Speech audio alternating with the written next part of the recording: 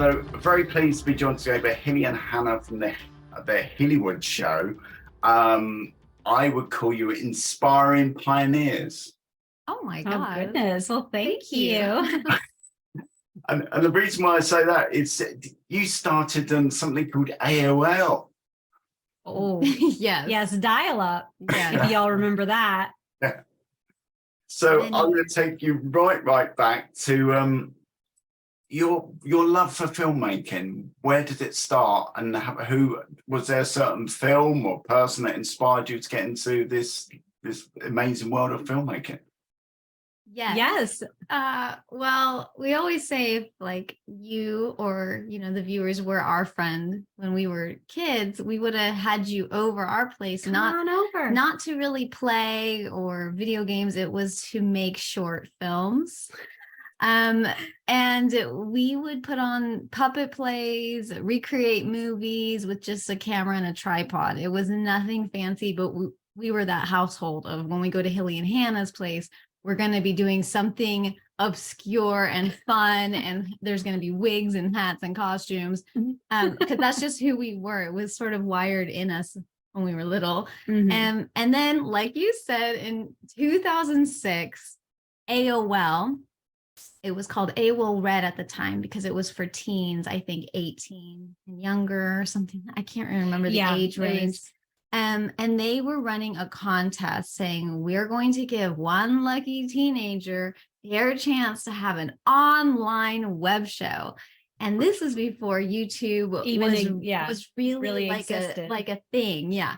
So I asked her, could you help me film it? And she did a fabulous job. She helped me get it together, and we submitted it under the Hillywood Show. And America voted. We came in third place.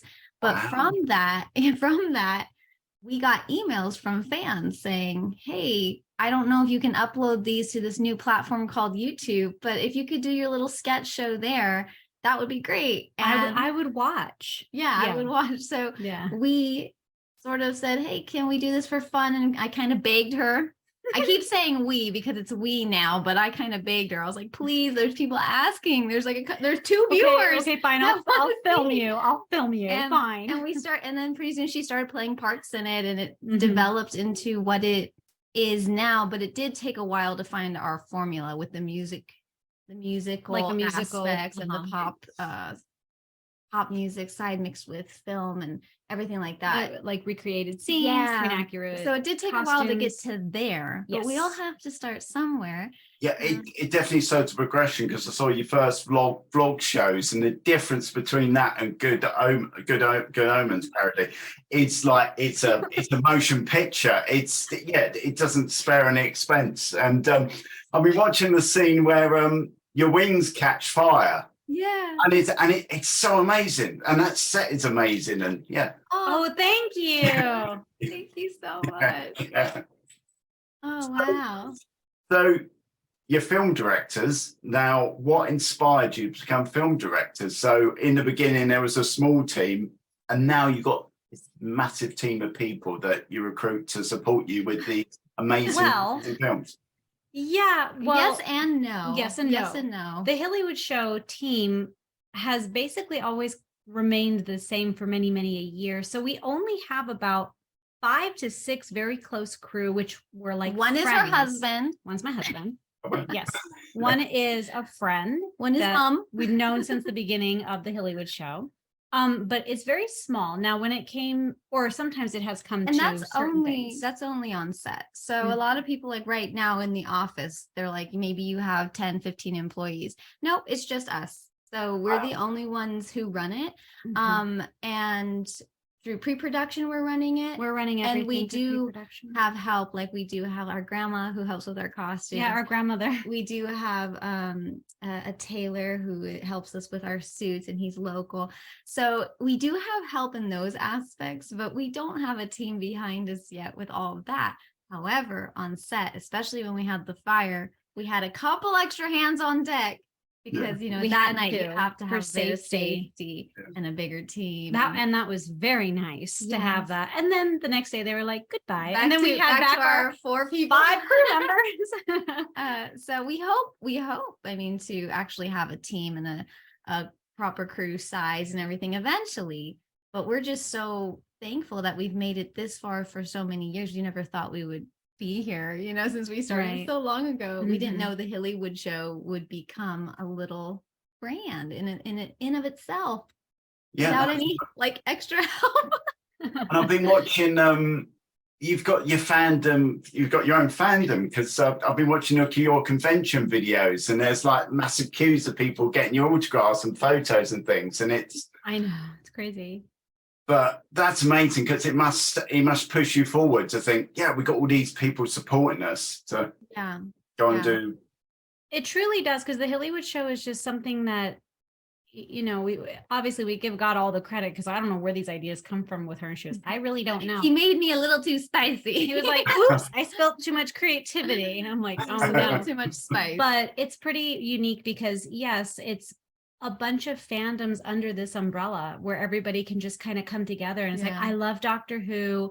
I love Sherlock. Oh, but I like Stranger Things. And everyone just kind of comes under this little Mingles. Hillywood umbrella Yeah. and becomes really closely knit. We have a Mhm. really, really great fan base. Yeah, we would be nowhere without our fans. We would have stopped a long time ago because it's not easy, especially without, you know, the finances and help Yeah, from a for sure. network. And it's always a bit, you know, daunting when we do the next project because we have to do a donate-a-thon, and we hope for, you know, that day where fans don't have to really worry if Hillywood will get enough funds to do it. We're excited if, you know, we finally have a proper budget where we can go even bigger.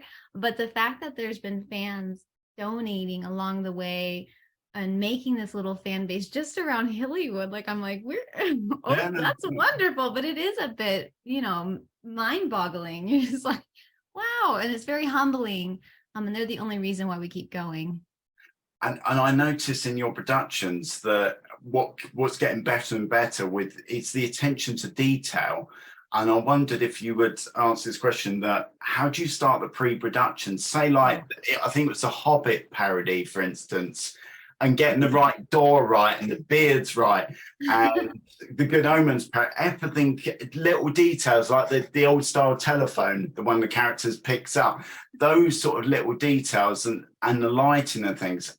You must spend quite a lot of time in pre-production. Would that be correct? Or Yes, I think pre-production takes Pre-production about is very 2 to 3 difficult. months for Yeah. us, because it's really only the two of us. Yes, we reach out to others to assist To at a start point, getting something, yeah. but it's like we're there every step We of the way. location scout, we script, We go- shop for the props. We'll have them then we set altered. dress. We set yeah, dress, we- sit with set designers and we go over the dimensions. Of We find the set. material for the costumes.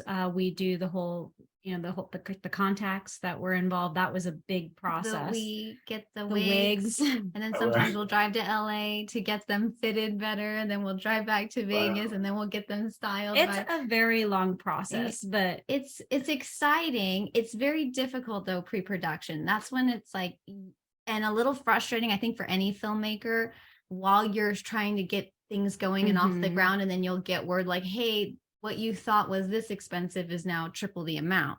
And like, as directors and creators, you have to go, but I really wanted that in there, and what do we do now? what do we do now? Do we cut So that out? there's a lot Yeah. of, like, sometimes the rug will get pulled from underneath you in one direction and you're already halfway through. So it's either you commit to that idea and then cut out 2 other scenes, or you do a swap. Like, so it keeps us on our toes. And it's, I think we struggle a little bit in pre-production, just fully enjoying it. I think we enjoy more of our time on set and possibly post. Yes, for Yeah. sure. Yeah, for sure. 'Cause it's kind of like the stress is gone in the sense of, I mean, it's in motion. The train Yeah. is moving, and some of the tracks look a little oh yeah. weird, you know. So Yeah. it's kind of like, oh my god, oh my god, oh my god, and then just to get on the road, and then you come to the station, and then it's time for editing. I think when we have people on our set that work with us for the first time, I think they find it rather mental because we're recreating most of the time. We have some original scenes, but like you said, like you're recreating to the T, to the this, to the that. We will literally reshoot a scene if someone's like bow tie is crooked or leaning the wrong way, which the characters is not. And we review the footage and we're like, uh-oh, we didn't see that happen. And we're like, so like if you're on set, we're like, so your head has to go like this and then dip your ear, like he's like that. And then like we'll walk away and then she has to perform in that position. So it is very different. It's a very different, way of filmmaking for sure. And whenever we have people on, they're like, it's mental. Like this is, I've never been told my pinky's in the wrong direction. But when they look at the footage, they're like, oh my goodness, like I can see why, because it's a 1-to-1. It's very similar. And then when we have original scenes, that's when we can really relax. Or like, it looks fine, move on. So talking original scenes, I've got a question. So I messaged a couple of friends, and one of my friends, Paul, is a big Doctor Who fan. So, the Hillywood Show, I've seen the Doctor Who back in that big but one thing he did say is like, how did you get Neil Gaiman involved? How does that? Sometimes I don't even know. How does that work? And what was that like directing? Oh my God. Oh my goodness. Neil.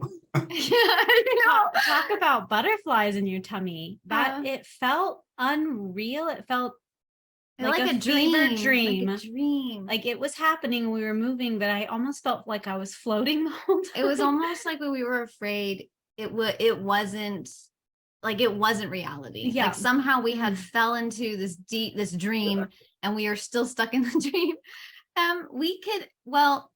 Fun fact, Neil first tweeted about the Hillywood Show.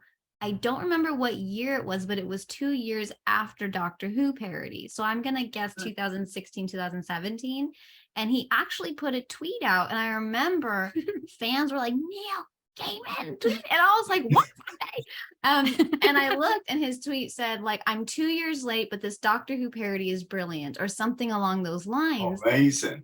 I know. Yeah. And we were like, no way, Neil Gaiman watched Doctor Who. I'm like 2 years later, who would have guessed? 2 years later. That was quite a surprise. So when we put out our announcement video asking for donations, we did a little parody on stage. He, I believe, retweeted our tweet saying, I hope this is lovely. I hope they get as many Patreons as possible to help make this happen. And since then, he has been cheering us on the whole time. And like, we weren't even tagging him. He was somehow scoping out and finding these tweets.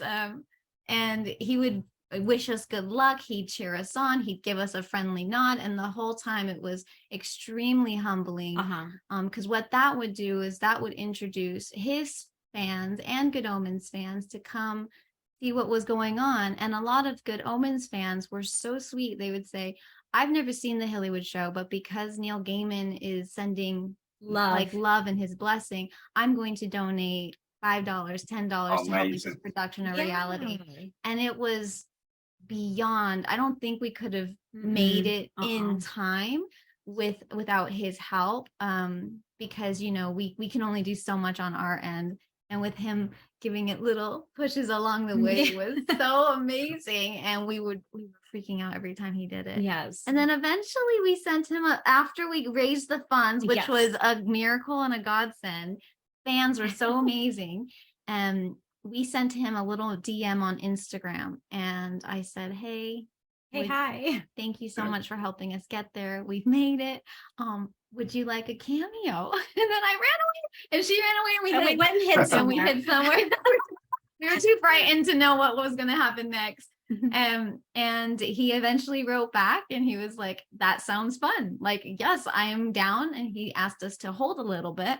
We were nervous because we're like, what does holding mean? What does that mean? Okay. And about a couple weeks later, they announced season 2 of Good Omens.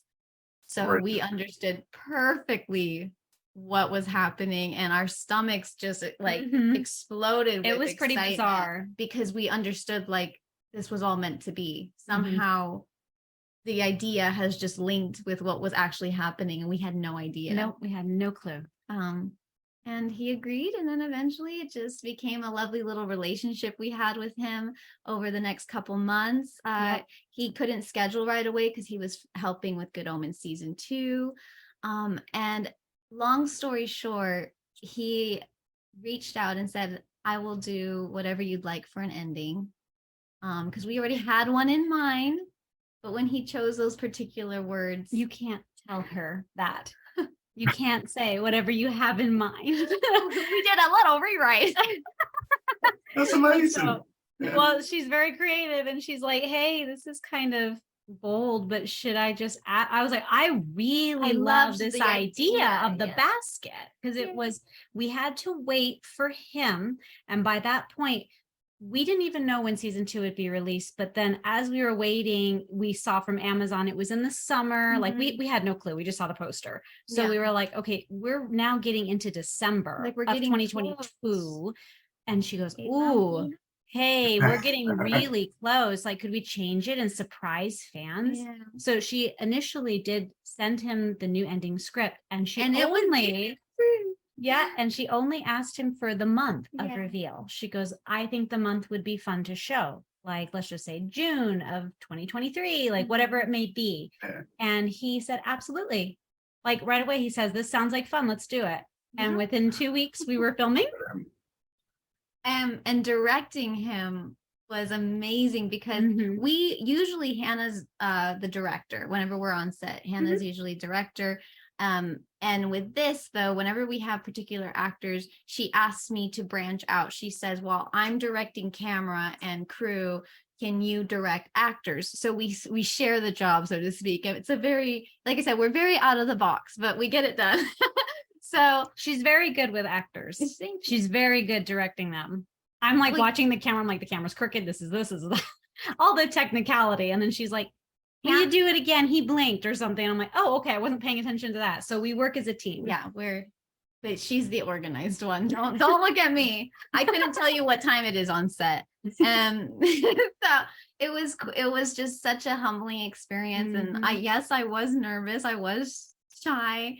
But he felt like when he walked in, I can't explain it. It felt like an old friend. Like he has that aura about him. And it felt like all of my nerves sort of dissipated once I was speaking with him and going over like, well, you know, he was saying like, how do you want the voice to be? Do you want it to be demony? Do you want it to be like myself? And I was like, well, just carry the demon essence over, but your voice is so lovely, so let's keep your voice. And then once we started talking creatively and getting into the mood, like I said, it felt like I've known him for a long time, which we have over emails, but he just has that sense of calmness and like a peaceful soul. Like he is just such a delight. He has a very good aura. So kind. And we can't sing enough of his praises. Like he's floored us. I don't think we've quite met someone like Neil Gaiman. So he's very, very special to us. And he feels like a friend, like a family member almost at this point. Like we are just so blessed to have gotten that opportunity.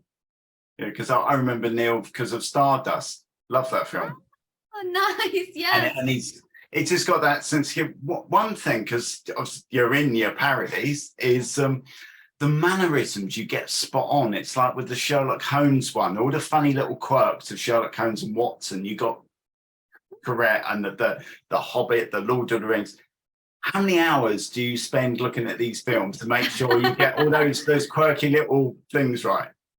Gosh, what show was it? I think it was Umbrella Academy that Netflix put out something while we were in pre-production for the Umbrella Academy parody. They put out like a graph of like, this is where our shows are doing really good. And like Las Vegas for Umbrella Academy was like it was like the highest on the graph. And I was like, is that us?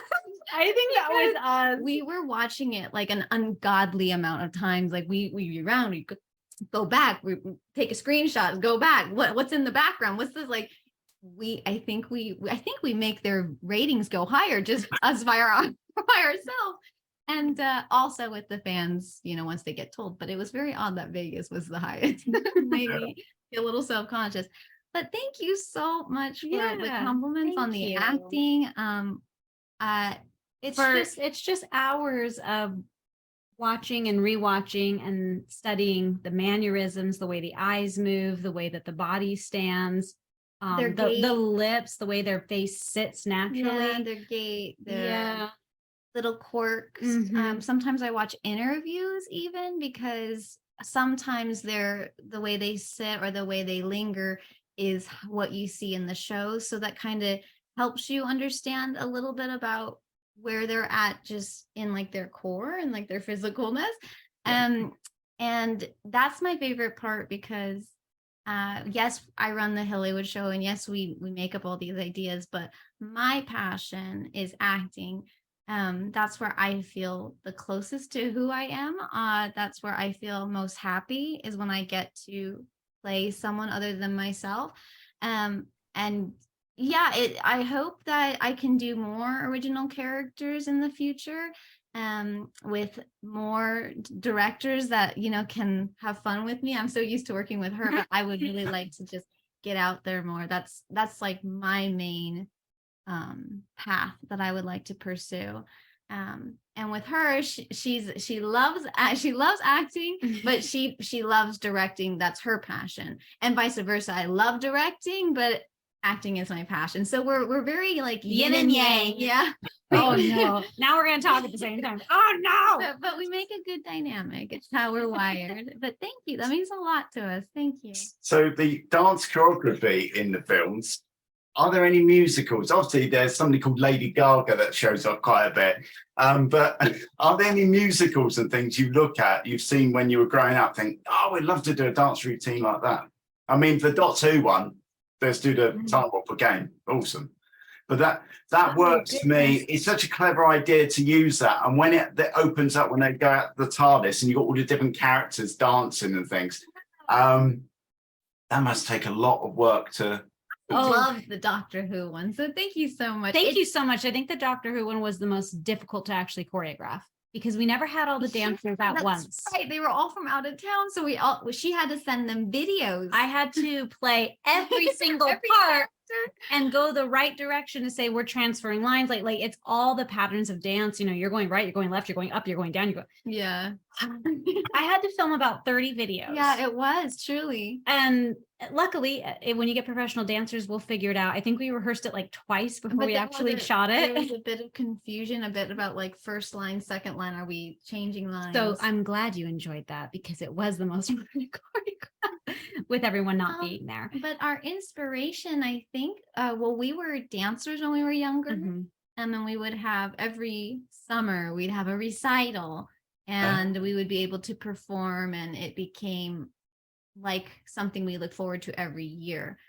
So I think that's sort of crept its way over into our filmmaking because going back to our childhood, like we are dancers and then we love performing on stage and things like that. Mm-hmm. We always were performing. Yeah, it's fun that we're able to continue that even so many years later, even though our hips might be a little rusty. We can still try to, have fun with that because she especially loves to dance. She's like at home when she dances. I think when she dances is like her home, where when I act is my home. Yeah, directing is great, but if I could dance, she loves dancing. So she gets so excited when I go, "There's a dance number in here." She's like, "Do I get to dance?" And then I stress out because I go, "Wait a minute! If I'm dancing, who's directing?" I'm about to say, I don't know any directors in the world apart from dancing directors. Do you know any? I don't know. It's like if you imagine like Team Steven Spielberg starts dancing. No, I couldn't see that. So. I bet he could if he wanted to. It is a little different, but that's what makes us unique, I guess. Yeah. So we talked about bit of pre-production, production, post-production process. What is the most enjoyable part of that? The most enjoyable part, I like the terror in our eyes. The most enjoyable part, I would say, is probably honestly the first 2 weeks. Yeah, the rough edit, because that's where we start. We get to go through all the footage and all the takes, and it's very exciting to see it all come together. Yes. I know because it's a little different on our set because as I'm watching the filming, I also I have to go, can we do that again? Because the edit's not going to work. I already know like this is not going to blend. So for all my little piping up on set and making a little noise, hey, can we do it 3 more Which is times? usually unheard of. Yeah. The editors just get the footage. So our set again is a little different. It's almost in a way a little more frustrating sometimes because it's multiple takes. Yeah. More than usual because she'll say it didn't last long enough or she I'm not didn't sure pass that wasn't correctly. because she edits. Yeah. So like the little vulture perched on her shoulder just watching the whole time. yes, do it again. I'm Or like, like, we need oh, it like God. 3 more times, please. So it's always thrilling to know, oh my God, thank God we shot it this many times because the last take is the ticket. So it's very rewarding. It's very mind-boggling to see it all come together, and we have so much fun. We have a lot of laughs. We struggle watching ourselves. So the whole time I'm just calling myself names and she's laughing the whole time as I'm being sarcastic and booing myself down. and then yeah, once we have that set up, that's when it gets a little bit more intense. The color grading really goes slow because we're recreating the color grading. We were just color grading on our own. Yay, done in a week. But this is like to the T. We're like, how come that bow tie that's the same fabric is now purple when it's gray? Well, they colored it. And in that scene, she's moving like this. And I'm like, I gotta track the bow tie for 30 minutes. Like it's a process. And then it goes to, for this one specifically, we worked with fabulous VFX artists. Thank goodness they took a lot of that off of us. And that was just meeting after meeting and samples after samples. And then we would approve or add our 2 cents to it. That took a very long time. Yeah. That took a very long time. And then we have like the music composition, the sound mixing, the voice actors. They're brilliant. The voice actors, aren't they? But then again, it's one of those things. It's the performance with the voice actors because you got the mannerisms of David Tennant, for instance, so spot on. Yay, Hilly! Because he's got a certain way of moving his chin, hasn't he, and his arms and stuff that you got to get that. I told Elliot, who plays the voice of Crowley, when I worked very closely with him when he was singing the lyrics of the song, when he was doing all his voices, and every time he'd do it, I'd always remind him, I go, you are doing such an amazing job and you're doing such great direction. Now I have to make your voice look alive. And I go, and I hope I do it good because he was doing such a good job. And I was like, I'm next. Oh no. So it was fun working with him because once he nailed it, I knew that was something that you could feel the character in. So I was able to even edit his bits to then do my bit. So it's very, very confusing and it crosses paths, but I couldn't have done it without Elliot. So big kudos to Elliot for making that voice. And then the opposite end scale, Michael Sheen is very much like, you're like this all the time and you're walking like this. Yes. Well, it helped that the vest was so tight. My goodness. It's like, it's snug on him. So it's like you have the collar and you have the trench and you have the vest. So you naturally just have to sit upright because other than that, it'll be all in your neck. Yeah.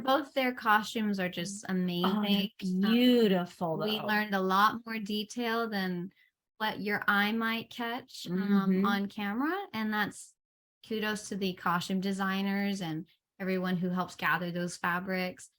It's fun when we do that. And I think that's why we learn a lot as filmmakers going on. It's like I said, it's not the norm, but even our camera operator, we work with him on set. We say, this is the angle, this is that. And he's learned so much as well. It's really open your mind to different directors, different eyes, different. Yes, for sure. And we now feel like we can really move a little bit more freely because we're not just, this is, the sitcom we're going to do. We're not going to do anything else. It's like we've done from, like you said, Lord of the Rings to Good Omens to Doctor Who to Sherlock, and they all have different amazing minds and talented crew members behind them.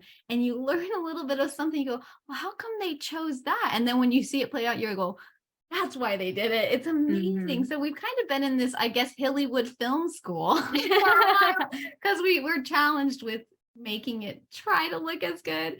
Yeah, we have a blast doing it. It is fun and it is a challenge. So thinking of the next generation of filmmakers coming along, somebody's, they're at college or something, they studied film or they're at a film academy. Any advice that you would give them to when they're on the start of their journey? I think to just enjoy it. Try not to be too hard on yourselves. I think we live in a world now where we want instant gratification. We want to see results right away. And we're not really told anymore about the process and how long it takes sometimes for things to hit or to take off. We're not really told about that. It's not. And I love to hear about people's journey. I love when Neil shares his journey about how him and Terry had no one at the Good Omens signing. I love that story because that shows me, oh, even though you might not have a hit, even though you might not like how your footage or your filmmaking's turning out, sometimes it takes a couple years for things to line up. And it's part of your journey as a human being, where God wants you at what particular time. Maybe you need time to grow. Maybe time to grow. And that's why I like to encourage them to say, to have the patience and just to enjoy it. Don't stress too much about it, because 5 years from now, your whole life can flip upside down and you are so busy, you can't even have time to eat, or take a shower. You're just you're in this whirlwind. So just enjoy the process, make friends, surround yourself by people who encourage you. Yes, definitely encouraging people. And stay true to yourself. Try not to alter too much of yourself just to have the idea that everyone else is doing. The people I think that take off are the ones that have unique and out of the box ideas, because that's, I think, what really strikes creativity and sparks it. Yeah. So yeah, I think that's kind of from the both of us. I mean, depends on what they're starting on, but I've always told everyone, don't idolize something and expect it to look exactly as you would like it to, because I think it's going to take some time. So start off small if possible. Smaller is always better, because then you learn simple through your mistakes, or you learn through your the positive things that happen through that, and you're like, oh, I'm going to carry that into my next film. Yeah, keep your script simple at first, just find the rhythm, and then from there we can go to the bigger ones. Yeah. So what does the future hold for Hillywood? Or is that's an answer question, isn't it? Well, I mean, in our perfect world, we would love to be able to meet a producer or producers and have the chance and the opportunity to finally get in there and pitch the Hillywood Show as a series to streaming, to network, whatever it may be, and see if that's the door that God has for us, because we are at a point where it is hard. They're getting much larger, which we don't mean to, but we never try to one up. But we would love for the opportunity for our fans to finally be able to sit back and say, I helped with that. And they are the ones that got us here. And I think that's our next goal is to really try to get into some doors and see and knock. Hello, would you be interested in having the Hillywood as a series? We're very limited now, just Hillywood online. That's why there's usually only one parody a year, right? So if we had that network behind us, or we were with those a bigger crew, so to speak, we could bigger crew and a bigger budget, a little bit more. Think of French and Saunders, think of things like that. That's where we want to live, and we're praying that it happens. We're definitely ready. We've been ready for a while. But that's our biggest dream. And hopefully by developing the Hillywood Show into a series, it would lead into further opportunities, maybe just in directing a solid movie. I mean, we're open to things original like that, ideas, or acting careers, things like that, because we really just want to get out there. We've done it on our own for so long that it would be quite nice to have a little extra help. Yeah.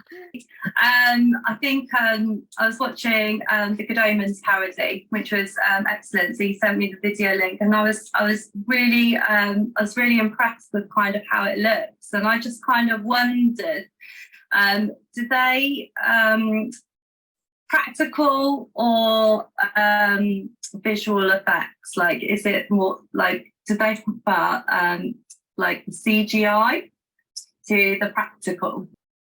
Practical. Yeah. There you go. I was expecting this really long answer, and it's like, No, we're a big fan of practical effects. I mean, even going back to like The Thing, how that was all animatronics, going back to the 80s films, like, yeah, sometimes the animatronics are a bit goofy, but we've always preferred practical effects. I think visual effects are great when you can't tell they're there. That is my favorite way of CGI. I mean, obviously we had the angel fall from heaven. People know I didn't really jump from a plane. They know that's CG, but still it happens so quickly, and we didn't like to linger too long on, certain things, because you just believe that it happened after a while. And that's why a lot of our fire was practical. We didn't want to do CGI with fire.